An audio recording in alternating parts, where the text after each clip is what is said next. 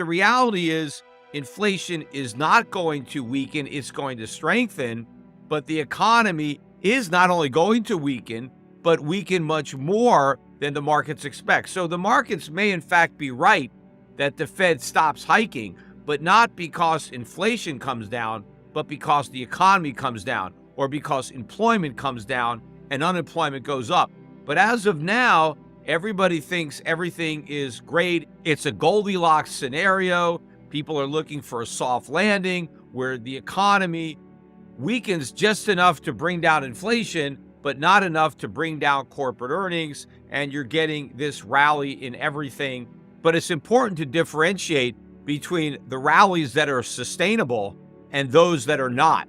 For example, I believe the rally in gold is not only sustainable, but it will accelerate. But what we're seeing in tech stocks, for example, or cryptocurrencies is not sustainable. These are head fakes, dead cat bounces, and at some point soon, I think we're going to see a reversal as markets become very disappointed in that reality doesn't match their fantasy, especially when it comes to inflation.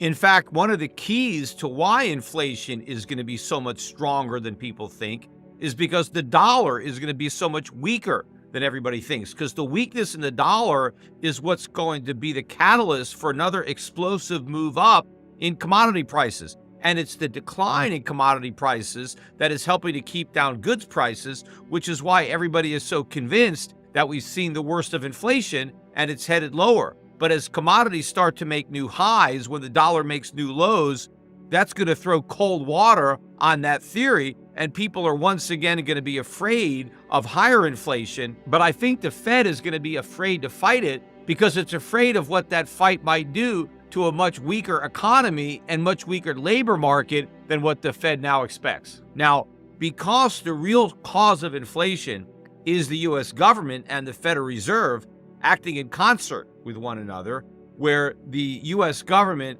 spends money it doesn't have, and then the Fed prints the money for the government to spend, that is why we have inflation.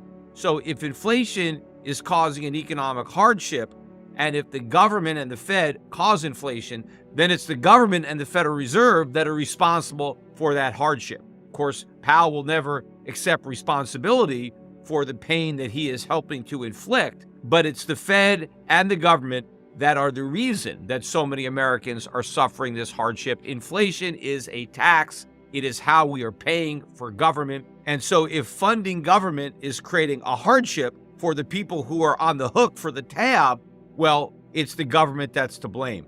Powell claimed that price stability is the bedrock of our economy, and so it's very important that we have price stability. Now, if that is true, why does the Fed insist on 2% inflation? Because price stability means no inflation. Stable prices don't go up every year by 2%. Stable prices remain the same. That's what stability means. There's no change. Things are stable. Powell doesn't want stable prices. He wants prices to go up 2% a year, and he wants to pretend that a steady 2% annual increase constitutes stability. It does not. But also, if Powell thinks that price stability as defined by 2% inflation is so important, why is his goal simply to bring inflation back to 2%? After all, we've had so many years now where inflation is way above 2%. Why wouldn't Powell be targeting a lower rate of inflation than 2%, or maybe even falling prices?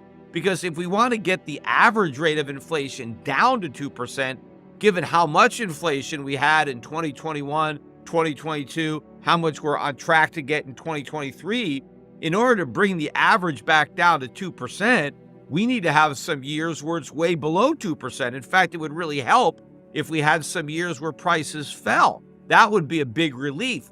But for some reason, Powell is against that. He doesn't want to reverse any of the price increases. He just wants to make sure that price increases continue just at a slower rate than the rate that they've been rising in the past. So in other words, if you think prices are too high, expect no relief from the Fed. All the Fed is going to do is increase them at a slower rate. But of course, it's not even going to accomplish that.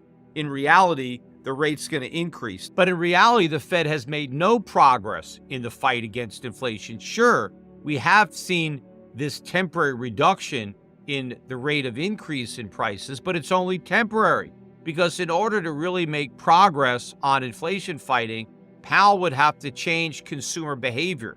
We would have to have an increase in personal savings and a decrease in consumption spending.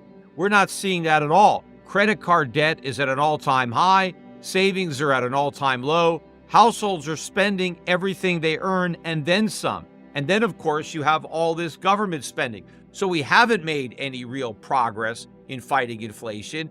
It only appears that way if you're focusing on the effects of inflation, which are prices, rather than inflation itself, which is the expansion of the supply of money and credit, and that continues. Even if money supply growth has slowed, credit growth has not. Powell said that returning inflation to 2% is going to require below-trend growth for some time and a softening of labor market conditions. Now, that's just one of several economic concepts that Powell got wrong. First of all, in order to bring down inflation, you don't need to restrain economic growth. You need to restrain the growth of money supply. You need to restrain spending that results from money printing or excess credit. You don't want to restrain economic growth, because economic growth, true economic growth, results in an increase in supply.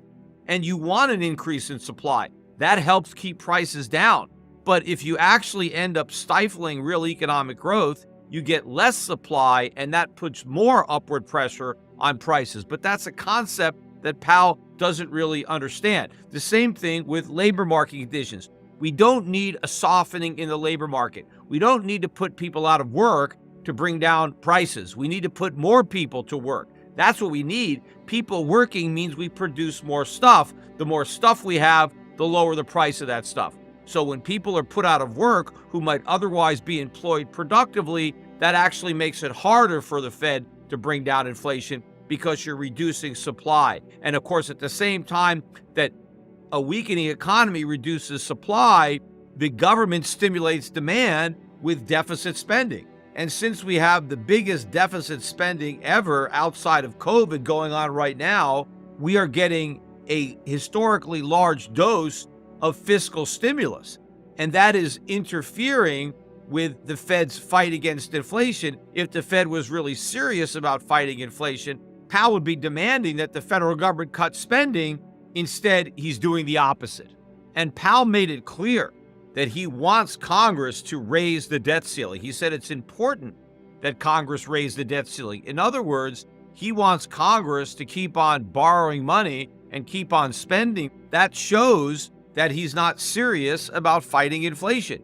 Because if he really wanted to fight inflation, instead of calling for Congress to raise the debt ceiling, he would be calling on Congress to cut spending.